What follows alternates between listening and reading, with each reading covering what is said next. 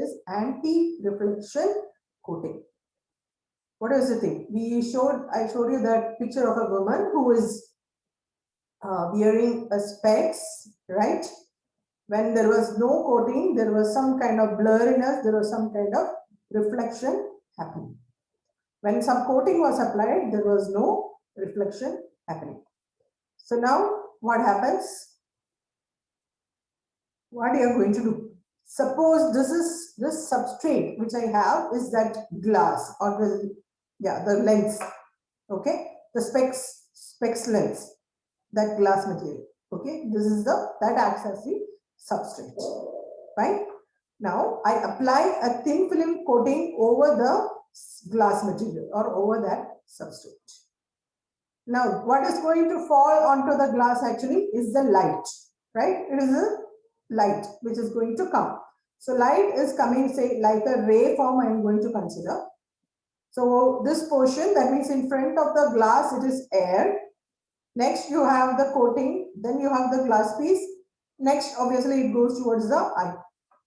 Now let's see what happens when light falls onto this glass material which is having a coating. Okay. So air has refractive index 1. Air is a different medium. Coating, thin film, whatever I applied, that is a different medium. The substrate, the glass piece, that is also a different medium, right? So what is going to happen? I have an incident ray which is falling here at the coating from air to coating, air to the thin film, okay? So there is a change of medium. So what happened?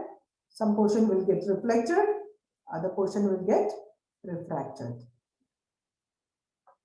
One incident ray was entering, there is a change of medium from air to the thin film material, there is a change of medium. So at first it gets reflected, that is this green arrow which you are seeing, and the rest gets refracted. What happens again? There is again a change of medium from this thin film material to the substrate or the glass surface. There is again a change of medium between the coating and the substrate. So once again there is a reflection and the rest gets transmitted. Okay, so there are basically two reflected rays coming out. One was at this interface, that is air and thin film interface, the coating interface. There is one reflected ray. Another reflection is happening where this change, that is from the coating to the substrate, when there is a deviation, and that portion it is getting reflected. So green is the first reflected ray, blue is the second reflected ray. Now what are they going to have to? They are going to interfere destructively. See, you can see this figure which I have taken. How I have shown it in waveform. I have taken them 90 degree out of phase. Right? So this is destructive. Destructive interference is going to happen. Resultant of destructive interference, null, nothing. Right? So there is nothing as a result. So basically what is the thing? First I had one reflected ray, then I had another reflected ray.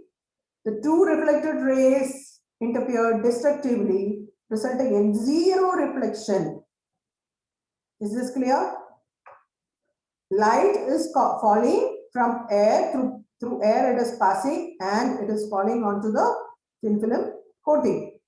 So there is a change of medium, it gets reflected, rest goes towards the coating. Now again between the coating and substrate there is a change of medium, again there is a reflection, rest again goes towards the substrate. Now these two reflected rays, okay, these two reflected rays, they will interfere destructively and produce zero reflection.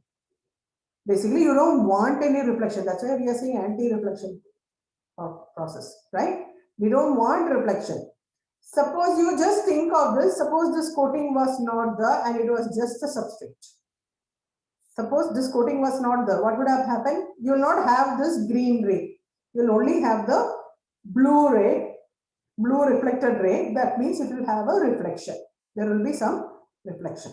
If you apply the coating, there will be this green ray and the blue ray, okay, and they both will interfere destructively to result in zero reflection. But there are a few conditions for destructive interference, you know that.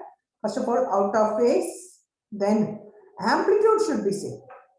Amplitude should be same. Because if it say this amplitude say plus pi and this is minus pi, then only they will add up and result into 0. If this was plus y and this was minus 3, then resultant is 2. That means there is some reflection. You basically want 0 reflection. That means fully destructive interference resulting into nothing. There should not be any reflection. Okay. Now, how do we take this coating so as to get no reflection? There is a small condition where this optical thickness of the coating should be 1/4 of the wavelength of the light. So this is obviously a light which is incident, so that has a particular wavelength. So the thickness of the coating will be 1/4 of the wavelength of the incident light. But then think of a situation where sunlight is falling. So sunlight obviously has what? VIBGYOR, right? Violet, indigo, blue, green, yellow, orange, red. A range of wavelength something around 300 nanometers to 700 nanometers, right? So that means different lambda values. So if you have different lambda or sunlight coming into picture or a VIBGYOR which is as an incident ray, then you need different coating thickness. For one wavelength, coating thickness is lambda by 4. So if I have 7 wavelengths of light coming from that VIBGYOR, then there will be 7 different thickness. The coating will be different. Okay. So I will have multiple layers of the coating if there are multiple wavelengths of light incident.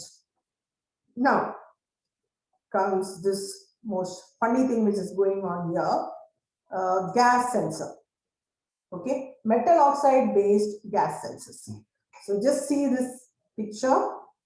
So you can see what is happening. So I have a tin dioxide thin film. Okay, tin dioxide thin films. And then there is this aluminum substrate over which you have this thin film. And then you are connected it to a potential. A dry cell is there, you are connected it to a potential. Okay. Now, suppose it was air here. Okay, suppose there was clean air. Clean air obviously has oxygen. And oxygen has affinity to electrons. Ideally, when I apply this potential here across this thin film, I want electrons to flow. I want electrons to flow and produce a current. Okay. If I do it in clean air, if I do it in air, there will be this oxygen, this blue fellow, and that will be having some affinity to electrons. Oxygen, you can see here, oxygen has an affinity to electrons. So it will not allow the electrons to flow. I'll just repeat what I am doing. I've taken a tin dioxide thin film, okay, and put it over a substrate, okay. And there is a heater also here. This is a gas sensor, right? So obviously, so there is a heater, and then there is a potential which you have applied, okay. Now, in clean air, you can even see this bulb, what is happening in the bulb, okay. In clean air, there is oxygen here. So oxygen has great affinity to electrons. They get attracted to electrons, or other way, electrons get attracted to oxygen. So it will not allow the electrons to flow. See, the bulb goes off in clean air. So what do? You bring in some reducing gases, that are these black fellows. Okay, you bring in some reducing gases, and reducing means taking out oxygen, reduction process. Oxidation, reduction. Oxidation means you bring in oxygen. Reduction means you take off oxygen. So you bring in some reducing gases, some kind of gases which will take off this oxygen. All right, you see what is happening? The fellow is coming, taking off. Oxygen is gone. Electrons are able to flow. Electrons are able to flow. So reducing gases will take off oxygen, and then electrons are free to move, and you will get a current produced, and this bulb will glow. And whenever this is flowing, you will see the bulb is glowing. When this fellow is associated to the oxygen or affiliated to the oxygen, then bulb was not glowing. So this is about metal oxide based gas sensors. So So very simple figure. If you understand this figure, it is easier to understand. Then there are some conditions on what material you use, what is the temperature and all those things. Basic process is this. You have in clean air, the electrons have affinity towards oxygen. Oxygen will not allow the electrons to flow and produce a current. So you bring in some reducing gases and let the oxygen be taken off so that electrons can freely move and produce a current. Okay. Now let me